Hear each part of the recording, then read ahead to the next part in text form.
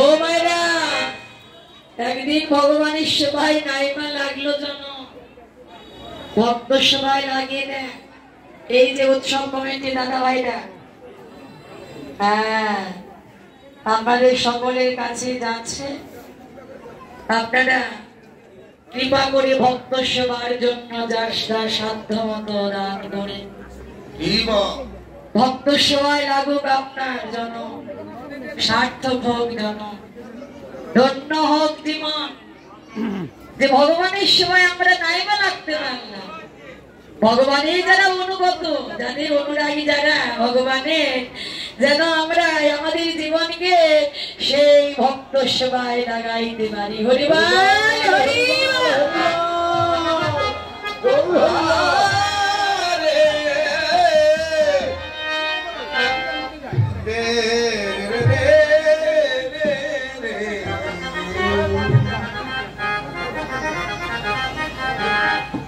তাই হলো না গৌরাঙ্গ নয়ন যুগলের তুলনা ভক্তের সঙ্গে। যখন হলো না পরক্ষণে নাগরী ডেকে বলছে, নাগরী শোন, আমার মনে হলো কি জানিস, গৌরাঙ্গের যে শ্রী বদন খানি দেখে মনে হলো যেন চন্দ্রিমার নেয়, মানে চাঁদের নেয়। রাধে পরক্ষণে অন্য নাগরী ডেকে বলছে, নাগরী শোন, এই যে চাঁদের সঙ্গে যে গৌর বদনের তুলনা করলি, হবে না তুলনা। কারণ কি জানিস, চাঁদ উদয় হয় আবার অস্তমিত যায়, কিন্তু ভাগ্য গুণিয়ে গৌর চাঁদ যদি একবার কারোর হৃদয় আকাশে উদয় হয়, সে আর কোনদিনই অন্তর্নিহিত হয় না। এই গগনের চাঁদ গগনে উদয় হলে কেবল বাহির জগৎ আলো করে রে, গগনের চাঁদে বাহ্যিক জগৎ আলোকিত হয়, কিন্তু অন্তর জগৎ তো আলোকিত হয় না রে। কিন্তু আমার গৌরাঙ্গ চাঁদ ভক্তির অন্তর আকাশে উদয় হলে কেবল ভক্তির অন্তর আকাশে আলো করে না রে, আমার গৌর চাঁদ উদয় হয়ে ভক্তির ভিতর বাহির আলো করে, ভক্তির ভিতর বাহির আলো করে।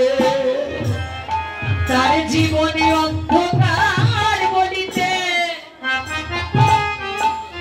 আর কিছু থাকে, ভক্তির ভিতর বাহির আলো করে। ওরে অন্ধকার বলিতে আর কিছু থাকে না রে, ভক্তির ভিতর বাহির আলো করে। ওরে জগতে অন্ধকার বলিতে এই ভক্তের জীবনে তো আর কিছু থাকে না রে, তারা সদাই সদানন্দে এসে বেড়ায়, সদানন্দে এসে বেড়ায়,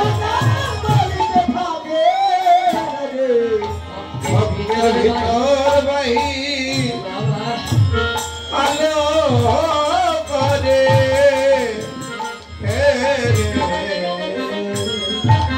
তাই গৌরের মুখমণ্ডলের ওই নয়চ্ছদের সঙ্গে তুলনা হবে না।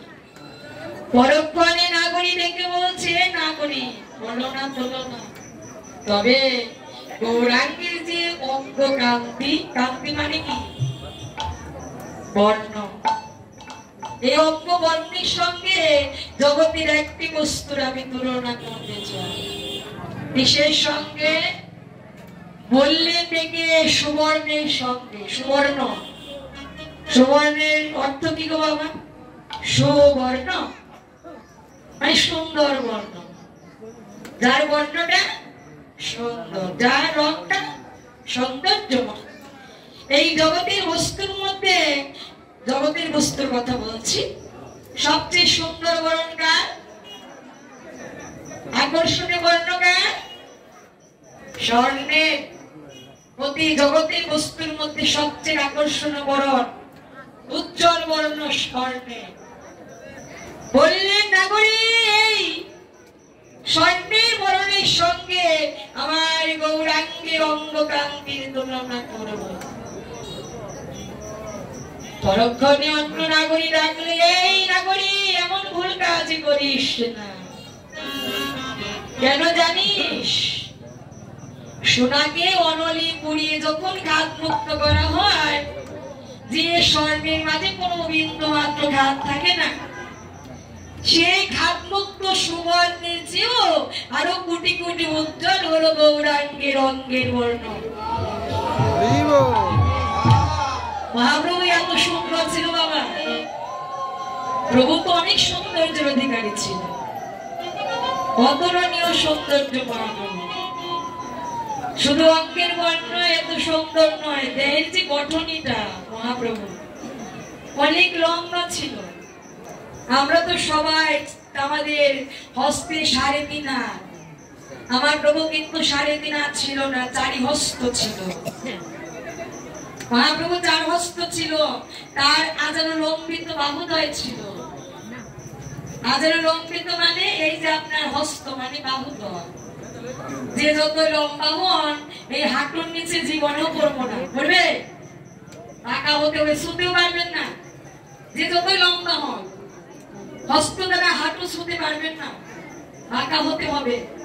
আর মহাপ্রভুর হস্তটা হাঁটুর নিচে করত। আজের লম্বিত বাহুদয় ছিল, অনেক সৌন্দর্য ছিল, অনেক লম্বা ছিল। এই কারণে সচি মাতার নিমাইকে চিনতে ভুল হতো না। মহাপ্রভু যখন ভক্ত নিভৃ নাম সংকীর্তনে বাহির হতো, গৃহে ফেরার পথে অদূর হতে মা চিনতে পারত, ওই যে আমার নিমাই আসিতেছে। অনেক সৌন্দর্য ছিল। তাহলে ওই যে ডেকে বললো যে সুবর্ণের সঙ্গে স্বর্ণের বর্ণের সঙ্গে তুলনা করবে। নাগরী বললো হবে না, এটা কখনোই হবে না। সোনায় খাদ আছে, গৌর বর্ণে খাদ না, গৌরূপে খাদ নাই। আর যাবতীয় সোনার অলঙ্কার অঙ্গে পরিধান করলে জীবন নাশের সম্ভাবনা থাকে। আজ কয়েক জায়গায়, এই জায়গায় মানে চিন্তা হয়েছে না, শুনলাম আমি। তাহলে জাগতিক স্বর্ণের অলঙ্কার অঙ্গে পড়লে কি হয়? জীবন নাশের সম্ভাবনা থাকে। কিন্তু ভাগ্য গুণে কেউ যদি আমার গৌর সোনার অলঙ্কার অঙ্গে পড়েন, গো মায়েরা পড়েন, গৌর সোনার অলঙ্কার অঙ্গে পড়ে, কি অলঙ্কার? জীবন নাশের সম্ভাবনা থাকবে না। হ্যাঁ, গৌরাঙ্গ সোনার অলঙ্কার কি গো মায়েরা? ও মায়েরা, শুধু কি তুমি শুনবে না? হ্যাঁ হ্যাঁ, মহাজন একটা পদে বলে গেছে কথাটা, আমার গৌর সোনার অলঙ্কার হল মধ্যে গলে তুলসীর মালা, হাতে জপমালা, ললাটে ত্রিলক, ওরে গলে তুলসীর মালা, হাতে জপমালা, ললাটে তিলক,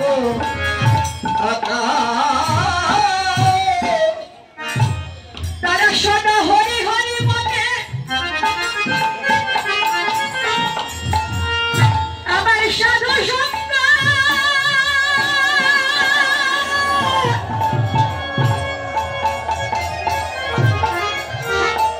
এই সাধু সঙ্গ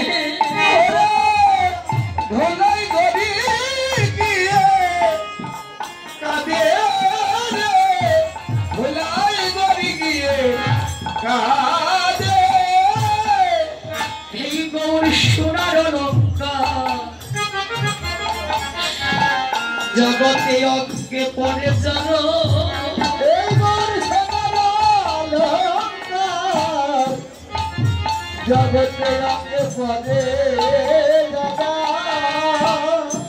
আমার গৌরের তারে দিবা মনীষী আপন করে দেয় পাহারা গৌর সোনার অলঙ্কার